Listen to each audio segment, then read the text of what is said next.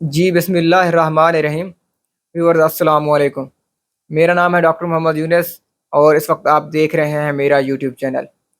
Dear viewers, आज इस वक्त डॉक्टर फुरकान साहब हमारे पास मौजूद हैं।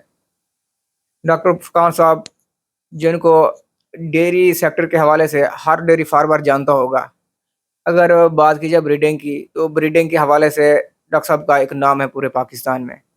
तो आज की इस वीडियो में डॉक्टर साहब हमें जानवरों के बारे में, रिपीट ब्रीडिंग के बारे में बताएँगे कि रिपीट ब्रीडिंग क्या है, उसकी वजूहात क्या-क्या हैं और उसका जो पॉसिबल सॉल्यूशन है वो क्या है। तो ये सारी चीज़ें हम डॉक्टर साहब से आज सीखेंगे। शुक्रिया डॉक्टर साहब, आपके इतने अच्छे इंट्रोडक्शन का। तो रिपीट ब्रीडिंग की अगर हम बात करें, तो इस वक्त मेरे ख़्याल में पाकिस्तान के डेयरी फार्मर्स का रिप्रोडक्शन के हवाले से सबसे ज़्यादा जो वो मसला फ़ेस कर रहे हैं, वो रिपीट ब्रीडिंग का ही है। क्योंकि मुझे भी फ़ील्ड के अंदर सबसे ज़्यादा यही कहा जाता है कि हमारा एनिमल जो है वो रिपीट कर रहा है, प्रेग्नेंट नहीं हो रहा और इसको जल्द अज़ जल्द हमें प्रेग्नेंट करके दें। तो सबसे पहले मैं बताना चाहूँगा कि रिपीट ब्रीडिंग होती क्या है, कि एक इसके क्या क्राइटेरिया है जब हम एक एनिमल को रिपीट ब्रीडिंग एनिमल कहेंगे। तो इसे इंग्लिश में कहा जाता है रिपीट ब्रीडिंग सिंड्रोम। इसका मतलब ये होता है, सिंड्रोम वो चीज़ होती है जिसके काफ़ी ज़्यादा काजेज़ हों। तो रिपीट ब्रीडिंग सिंड्रोम में होता ये है कि जानवर हर 21 दिन बाद हीट में आ जाता है और प्रेग्नेंट नहीं होता। जबकि जब उसे आप अंदर से चेक करते हैं, तो वो बिल्कुल आपको नॉर्मल दिखाई देता है, उसको साइक्लिक होता है, उसके हॉर्न्स ठीक लगते हैं आपको, सारा कुछ। तो उसे हम कहते हैं रिपीट ब्रीडिंग एनिमल। तो रिपीट ब्रीडिंग के बहुत सारे रीज़न हैं। ऐसा भी हो सकता है कि आज मैं आपके सामने इस बारे में बात कर रहा हूँ और कुछ कॉजेज़ जो हैं, यानी इतने ज़्यादा कॉजेज़ हैं कि मैं 1-2 भूल भी जाऊँ मेंशन करना। तो काफ़ी ज़्यादा कॉजेज़ हैं। उसमें एक हमने कैटेगरी बनाई हुई है। कैटेगरी इस तरह से है कि भई किस सोर्स से रिपीट ब्रीडिंग हो रही है, वो हम देखते हैं। जैसे कि अगर तो वो गाय की वजह से है, गाय में कोई इश्यू है, तो वो काऊ सोर्स हो गया। इसी तरीके अगर वो सीमन का इश्यू है, तो वो मेल सोर्स हो गया या बुल सोर्स हो गया, कि वहाँ से रिपीट ब्रीडिंग का काज़ आ रहा है। या इसमें एनवायरमेंटल भी हो सकता है।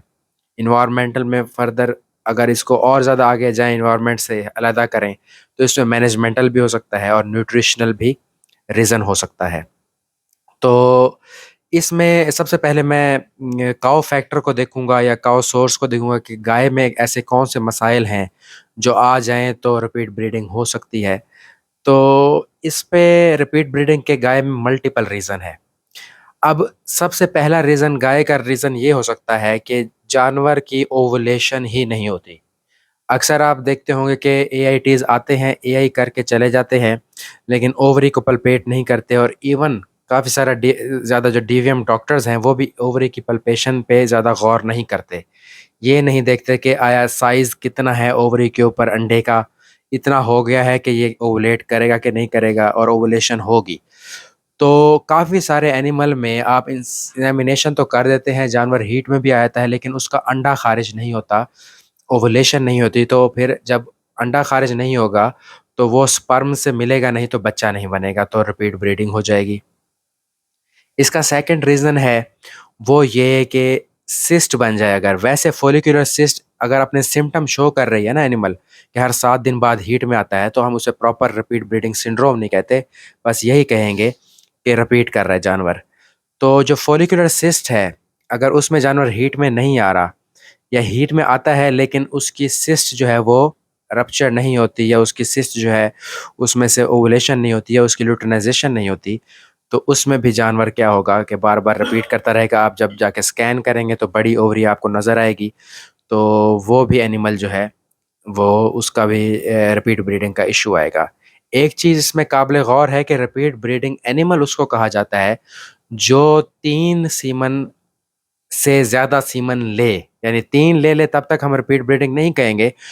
उसके बाद हम उसे रिपीट ब्रीडिंग एनिमल कहना शुरू कर देंगे कि भई ये रिपीट कर रहा है। तो अक्सर फार्मर 1-2 सीमन करने के बाद जो है, वो कहते हैं कि भई हमारा एनिमल रिपीट ब्रीडिंग कर रहा है, तो वो इस तरह से नहीं होगा। मिनिमम 3 सीमन हों, फिर जाके हम उसे कैटेगराइज़ करेंगे कि भई ये रिपीट ब्रीडिंग वाला एनिमल है। ठीक है जी। इसके अलावा अगर तो जानवर की ओवरी के साथ होती है ओविडक्ट, वही बंद है, उसकी कोई इन्फेक्शन है ओविडक्ट का और उसकी अडहियन है कि जुड़ गई है, जिसे बर्सल अडहियन भी कहा जाता है कई बार। ओविडक्ट की साल्पिंजाइटिस इन्फेक्शन हो सकता है, हाइड्रोसाल्पिंक्स हो सकती है। तो ओविडक्ट जो है उसमें वो सही शेप में नहीं रहती कि अंडा वहाँ से गुज़र के, क्योंकि ओविडक्ट के अंदर स्पर्म ने और एग ने मिलना होता है, तो वो नहीं मिल पाते, तो जानवर जो है रिपीट कर जाता है और प्रेग्नेंट नहीं होता। अच्छा, इसके बाद किसी किस्म का अगर ओवेरियन इश्यू में अगर आपका ओवेरियन ट्यूमर भी हो, तो उसमें भी कई बार एनिमल साइक्लिक तो होता रहता है, हीट में आता रहता है, लेकिन ओवेरियन ग्रेनुलोसा सेल ट्यूमर हो, तो उसमें भी एनिमल रिपीट करता रहेगा। इसके अलावा अगर हॉर्न की तरफ आएँ, बच्चेदानी की तरफ, तो बच्चेदानी का जो इन्फेक्शन है वो जानवरों को रिपीट करवाता है, लेकिन वो नज़र आ रहा होता है। रिपीट ब्रीडिंग में ऐसा है कि नज़र नहीं आती चीज़ें। तो बच्चेदानी का एक ऐसा इन्फेक्शन है जिसे हम सब क्लिनिकल एंडोमेट्राइटिस कहते हैं।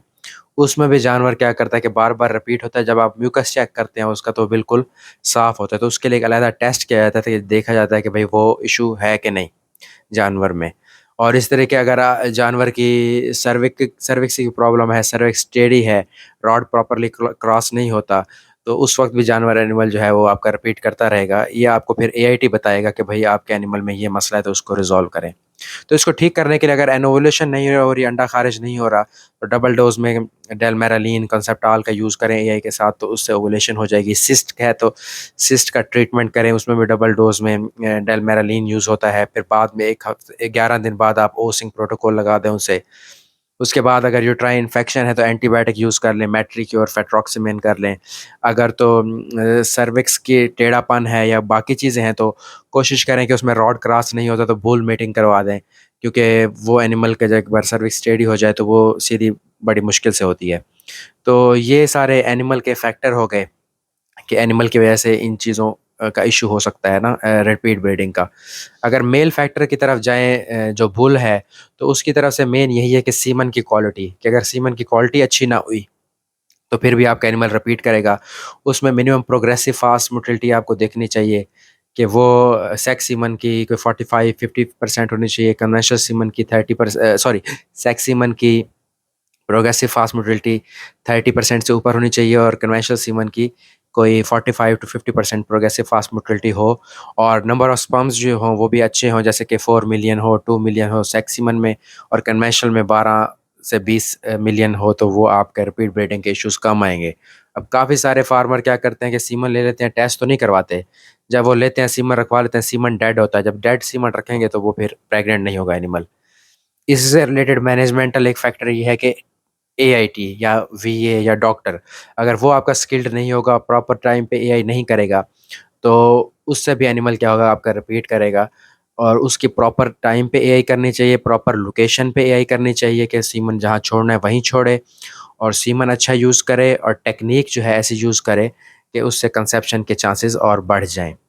तो ये जो है मैनेजमेंट फैक्टर में एक ये भी बहुत अहम चीज़ है, टाइमिंग ऑफ इंसेमिनेशन, कि किस टाइम पे करना है और वो जो बंदा है वो स्किल्ड है कि नहीं। फिर अगर हम न्यूट्रिशनल फैक्टर की तरफ आएँ, तो न्यूट्रिशन में भी काफ़ी सारी चीज़ें हैं जो रिपीट ब्रीडिंग का काज़ हो सकती हैं। उसमें सबसे बड़ी चीज़ जो कहा जाता है यूरिया, तो एनपीएन सोर्स अगर ज़्यादा है, या आपकी फ़ीड के अंदर या ओवरऑल राशन के अंदर डिग्रेडेबल प्रोटीन भी ज़्यादा है, तो वो इन द एंड जानवर के मैदे में जाके नाइट्रोजन के अंदर चेंज होगी, तो उससे भी एनिमल जो है वो बार-बार रिपीट कर सकता है। तो ये बात बिल्कुल सच है कि अगर फ़ीड में, वनडे में यूरिया की मिकदार ज़्यादा है, तो वो एनिमल को रिपीट करवा सकती है वो चीज़। फिर न्यूट्रिशन की एक और चीज़ देखें, तो जानवर अगर नेगेटिव एनर्जी बैलेंस में है, उसकी एनर्जी पूरी नहीं है, कमज़ोर है, तो भी इश्यू आएगा। मिनरल की डेफिशिएंसी है, डिफरेंट किस्म के मिनरल्स हैं, ट्रेस मिनरल्स ख़ास तौर पे, आयरन, कोबाल्ट, ज़िंक, सेलेनियम, तो ये मैंगनीज़, ये सारे मिनरल बहुत ज़रूरी है रिप्रोडक्शन के लिए, और ये अक्सर कम होते हैं मिनरल्स के अंदर, ट्रेस मिनरल्स। तो वो अगर पूरी मिकदार में नहीं होंगे, तो तब भी एनिमल रिपीट करेगा आपका। तो ये इसके एक किस्म के ऐसे समझ लें कि न्यूट्रिशनल काज़ेज़ हो गए। इसके अलावा प्रोटीन टू एनर्जी रेशो आपकी अच्छी होनी चाहिए। स्टार्च की मिकदार कम होनी चाहिए। जब स्टार्च बढ़ता है, जब कार्बोहाइड्रेट का लेवल बढ़ता है फीड के अंदर, वंडा बहुत ज़्यादा डालते हैं, जैसे कई कॉर्पोरेट डेयरीज में मैंने देखा कि 18-18 केजी तक वंडा डाला उन्होंने। तो जब वो एनिमल जो है ना उनकी इंसेमिनेशन की तो सारे एनिमल जो है वो रिपीट कर गए। उसकी वजह यही होती है कि मैदे में जब वो वंडा जाता है तो वो इन्फ्लेमेशन क्रिएट करता है और एसिडोसिस सब क्लिनिकल क्रिएट करता है, उससे ब्लड के अंदर भी इन्फ्लेमेटरी सेल्स बढ़ जाते हैं, वही जाके यूट्रस तक जब जाते हैं तो जानवर प्रेग्नेंट नहीं होता। तो ये जो है इनके न्यूट्रिशनल कॉजेज़ हैं। तो ये मेन रीज़न है रिपीट ब्रीडिंग के एनिमल के अंदर। और जो है इनके ट्रीटमेंट में मैंने आपको साथ-साथ बता दिए हैं। तो ये जो रीज़न है या कॉजेज़ हैं, इनको जब आप ख़त्म करेंगे तो ऑटोमेटिकली आपका जो रिपीट ब्रीडिंग का इश्यू है वो हल हो जाएगा।